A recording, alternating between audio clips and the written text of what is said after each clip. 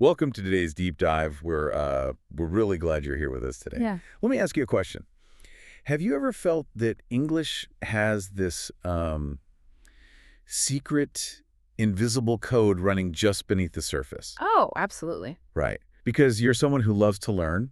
You are the learner. You know the vocabulary. You study the grammar rules.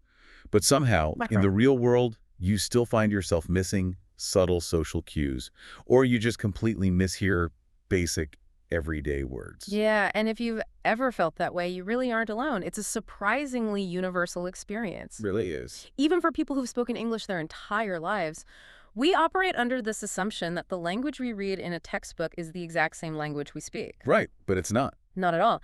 The English native speakers use in the wild is driven by this complex web of unwritten social rules and entirely subconscious physical habits that, well, they just rarely make it into formal lesson plans. And that's the exact gap we're digging into today. We've pulled together an incredible stack of sources for this deep dive to figure out what is really going on. We have some great ones. We do. We're looking at linguistic breakdowns from Kylian AI and Preply, plus a really fascinating academic paper on politeness strategies by Salavatova, Lilia, and Verovna. That one is so good. It is. We also have a very thorough grammar guide from Montgomery College.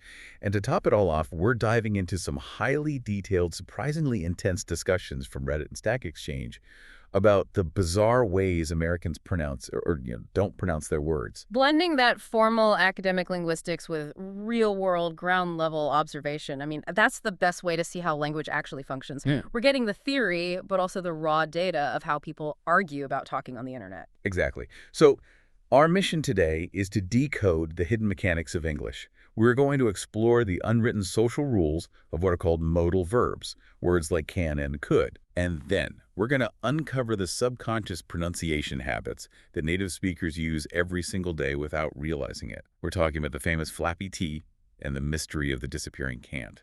Okay, let's unpack this. We're starting with the magic and mechanics of modal auxiliaries. Modal auxiliaries, it sounds like a highly technical, intimidating term, doesn't it? Very textbook. Right, but you use these words constantly in almost every conversation. We're talking about a very specific set of helper words.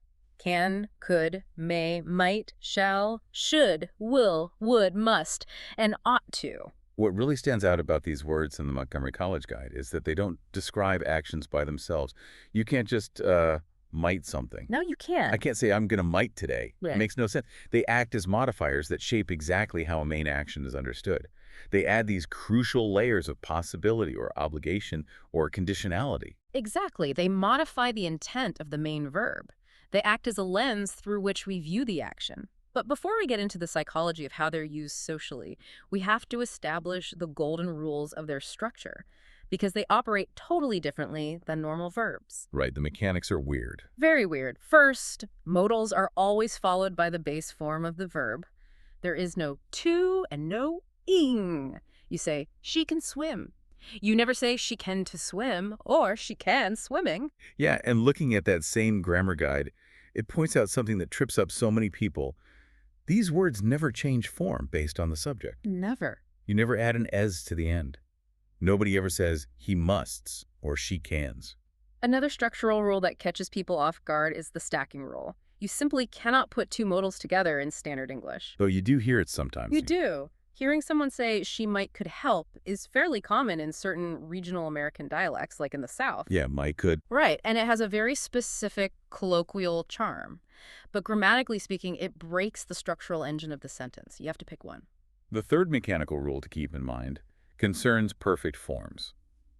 When you're talking about the past, a modal is always followed by have, never had. This is a huge one. So it's she should have called, not she should had called. People mash the sounds together when they speak. They say should have. Which makes learners think the word might be of or had. Exactly, but it is always have. Now that we have the mechanical guardrails in place, we can look at what these words actually do in a sentence. Linguists generally categorize modals into two different flavors based on their function. And our sources call them epistemic and deontic modality. Which sounds like something out of a philosophy seminar. Totally. But the concepts are actually pretty intuitive. Let's say I look out the window, I see some really dark clouds rolling in, and I say, it might rain. I'm not controlling the weather.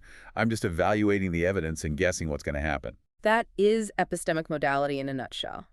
It's all about your knowledge, your certainty, and probability. You're commenting on the likelihood of an event based on the information you have. But if I turn to my dog, who is sitting on the good furniture, and I say, you must get off the couch, I'm not guessing about the future. No, you're giving an order. Right.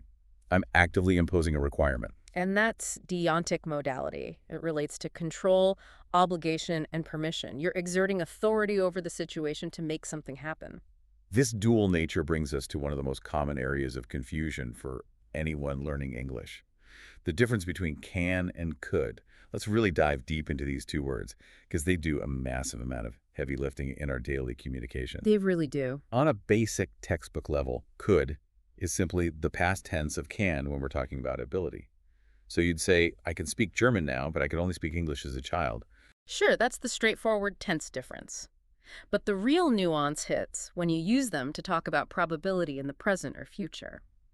Can suggests a very high likelihood of something happening. It's an established, concrete possibility. Well, could is much more tentative. Exactly. It suggests something has a chance of happening, but it remains uncertain. Saying you can succeed in this course feels like a strong statement of fact from a supportive teacher. But saying you could earn a promotion this year feels highly speculative. It might happen, but don't bet your mortgage on it. What's fascinating here is how could creates what linguists call a modal remote effect. A modal remote. Yes, it's a psychological distancing tool. By using could instead of can, the speaker is creating distance between themselves and the certainty of the statement. It makes the evaluation more cautious, less direct, and ultimately less imposing on the listener. That psychological distancing effect is the perfect bridge into the second part of our deep dive today. We're moving from the mechanics of grammar to the social dynamics of modality. How we use these tiny words for politeness, maneuvering, and power. This is where it gets really applicable to everyday life. Oh, definitely. We have this fantastic paper by Selavatova, Lilia, and Vorovna that explores how modals act as a crucial social lubricant in modern English. Her paper introduces a critical concept in communication known as saving face. Right. This is the ongoing process of protecting your own dignity while simultaneously respecting the autonomy of the person you're speaking to. Direct commands are an immediate threat to that autonomy. If you walk up to a colleague at their desk and say, send me the file, it's a raw demand. It completely ignores their freedom of choice. It makes you sound like a dictator. But if you inject a modal to soften the blow, you fundamentally change the social dynamic. Instead of send me the file, you say, could you send me the file? By deploying modal remote could, you're transforming a command into a polite request. You are grammatically acknowledging the listener's freedom to choose. Even if, in the social reality of your office, they really do have to send you that file. Exactly. It's a courteous fiction. It maintains a positive relationship and keeps the workplace running smoothly. There's a really quirky asymmetry to this rule, though, specifically when it comes to asking for and granting permission. The Quillian AI source points this out, and it's such a brilliant observation. When you ask for permission, you use the deferential, polite could. You say, could I use your laptop? Mm-hmm. But when the person actually grants you permission, they switch back to can. They say, yes, you can. The reason for that asymmetry is rooted entirely in that modal remote effect we just discussed. If you ask, could I use your laptop? And I reply, yes, you could, it sounds bizarrely evasive. It sounds super passive-aggressive. It does, because could inherently implies tentativeness and distance. My response sounds like I'm saying, well, it's physically possible that you might use it, rather than actually giving you the authority to go ahead and touch my computer. To properly grant permission, you need the concrete certainty of can. Yes, you could use my laptop, but I'm absolutely not saying you may. It's a recipe for total social confusion. Let's make this really practical for you, the listener. Let's look at some real-world applications of these modal rules, starting with the business world. In a professional setting, mixing up your modals can create serious, unintended commitments. Imagine you receive an email invitation to an important networking event next month. If you reply, I can attend, you've just made a firm promise. You've locked it in. You've used the modal of certainty. But if you reply, I could attend, you've successfully maintained your flexibility. You're signaling that it's a possibility, but you haven't locked yourself into a calendar invite. Knowing that subtle difference gives you a massive amount of strategic control over your schedule. It's the difference between a guarantee and a conditional offer. Yeah. You see a similar dynamic in academia, too. Very much so. In academic or scientific writing, epistemic modality, the language of probability, is used for a technique called hedging. Hedging your bets. Right. Scholars very rarely want to make absolute claims because new evidence can always emerge and prove them wrong. Writing "the data might suggest," rather than "the data must suggest," shows intellectual humility. It demonstrates to the reader that you understand the provisional, ever-evolving nature of scientific claims. Then there are the high-stakes social situations. Mm. The sources highlight a huge potential trap when dealing with negative obligation. This is the massive difference between must not and don't have to. Mixing these two up is a fast track to a social disaster. Oh, yeah. Must not means an action is strictly prohibited. You must not park in front of the fire hydrant. You must not tell anyone this company's secret. It's a negative command. It's deontic modality at its strongest. But don't have to means the action is completely optional. There's no requirement, but there's no prohibition either.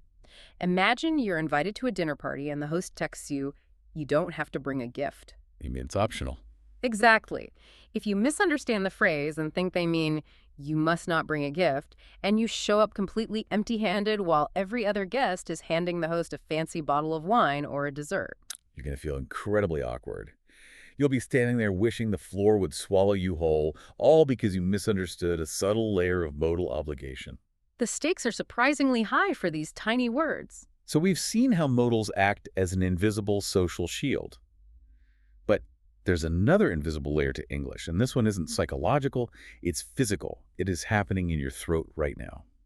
Part 3 of our deep dive, the auditory illusions of English, specifically the can versus can't mystery. This is great. We're moving from the textbook rules of grammar to the messy reality of how native speakers actually physically produce sounds. I found this incredible anecdote on a Stack Exchange thread that perfectly illustrates the problem.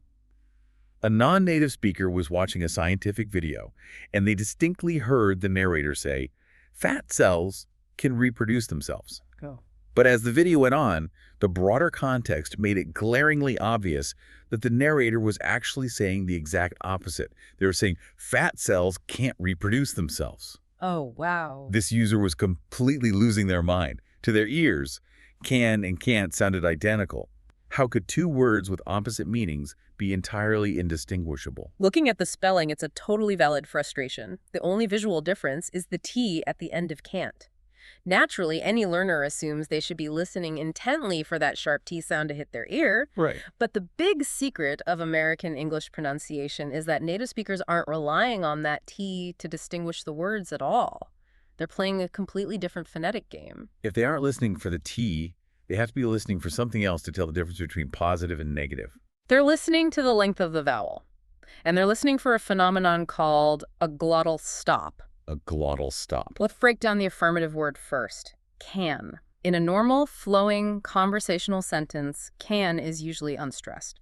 Americans will reduce the vowel so drastically that it almost disappears. It turns the word into a short, clipped kin or kin sound, like "I can go tomorrow." What happens if they want to emphasize it? Like, yes, I really can do that. When a speaker stresses the affirmative can, the vowel is noticeably lengthened. It becomes a drawn-out, flowing, open sound. "I can do that." Now, contrast that drawn-out sound with the negative version, can't. With can't, the vowel is abruptly cut short. It's chopped off by the glottal stop. Which is what exactly? A glottal stop happens when you close your vocal cords deep in your throat to physically trap the airflow, rather than bringing your tongue forward against your teeth to make a crisp tin sound. Okay, the easiest way to understand a glottal stop is to think about the sound you make in the middle of saying uh-oh. Yes, perfect example. There's that little catch deep in your throat between the two syllables. Uh-oh. That catch is the glottal stop. Instead of a flowing K in, the sound of can't becomes trapped and nasalized in the back of the mouth, ending violently. The speaker's tongue might be moving into position for a T, but the air never gets released to make the sound. Wow. So when you were listening for that sharp T, can and can't are going to sound identical to you. But once you start listening for the chopped, trapped vowel of can't versus the flowing vowel of can, the difference becomes night and day. It's worth noting that British English speakers basically avoid this entire auditory illusion. True. In standard British English, the vowels for those two words are completely different to begin with. Can rhymes with pan or man, but can't rhymes with car or bar. The vowels do the heavy lifting, so there's no confusion. If you're communicating with Americans, the big takeaway here is this. If you want to make absolutely sure you're understood when saying can't, don't just try to hit the T harder at the end of the word. Change your rhythm. Abruptly cut the vowel short in your throat. It's the rhythm and the length that carry the negative meaning, not the consonant. Mastering that chopped vowel is a massive shortcut for anyone trying to develop an American accent, or just trying to be clearly understood on a noisy phone call. Speaking of the American accent, here's where it gets really interesting. Let's look at that Reddit thread we pulled about the famous American flappy T. The flappy T is arguably one of the most defining, recognizable characteristics of the American accent globally. It's a phonological phenomenon that Americans execute entirely subconsciously, thousands of times a day. On this Reddit thread, someone was asking why Americans pronounce the words metal, as in a steel beam, and metal, as in a gold medal from the Olympics, exactly the same way. Right. They're spelled differently, they have totally different meanings and origins, but when spoken aloud, they're complete homophones. The culprit there is the alveolar tap, which is the technical term for the flappy T. Under certain phonetic conditions, an American English speaker won't pronounce a T as a sharp, aspirated sound. Instead, the very tip of their tongue will just briefly tap the roof of their mouth. Specifically on that ridge right behind the upper teeth. The alveolar ridge, yes. And they do it without pausing to build up any air pressure behind it. The tongue just bounces off the roof of the mouth and keeps moving. The result of that quick bounce is a sound virtually indistinguishable from a D. This physical shortcut is why water sounds like waiter, butter sounds like butter, and better sounds like better. On this same Reddit thread, the original poster had a brilliant follow-up question that challenged the whole concept. They pointed out that if T's between vowels always become flappy T's, why is the word hotel pronounced with a sharp, crisp T? Why don't Americans check into a hodel? It's a fantastic observation because it forces us to look past the basic spelling and expose the hidden phonetic math of the language. The rule isn't just that any T sandwiched between two vowels gets flapped. Right. The strict underlying subconscious rule is that a flap only occurs after a stressed syllable and before an unstressed syllable. Let's apply that math to metal again. The stress is heavily on the first syllable, metal. Because the T is falling downward into that weak, unstressed second syllable, the tongue gets lazy, it flaps, and the sound becomes a D, me-doll. But look at the word hotel. Where does the stress land? It lands on the second syllable, hotelum. Because the T is situated at the very beginning of a stressed syllable, it commands phonetic attention. It's doing work. Exactly. The speaker inherently puts more physical energy into that syllable, so the consonant remains a crisp, true T. The tongue doesn't have the option to be lazy. The Reddit users pointed out a perfect way to prove this invisible rule using a related word, metallic. Oh, this is the perfect example. Metal gets the flappy T because the stress is front-loaded, metal. But when you transform the word into an adjective, metallic, the stress naturally shifts to the middle of the word, metal. The T wakes up. Suddenly, the T is leading a powerful, stressed syllable again, so it sharpens right back up. You'll never hear an American say metallic. The crisp T returns instantly because the stress moved. The physical mechanics of that are just so cool. But it raises a fun historical question. Why is the stress on the end of hotel in the first place? In English, two-syllable nouns are almost always stressed on the first syllable. Think of water, butter, table, apple.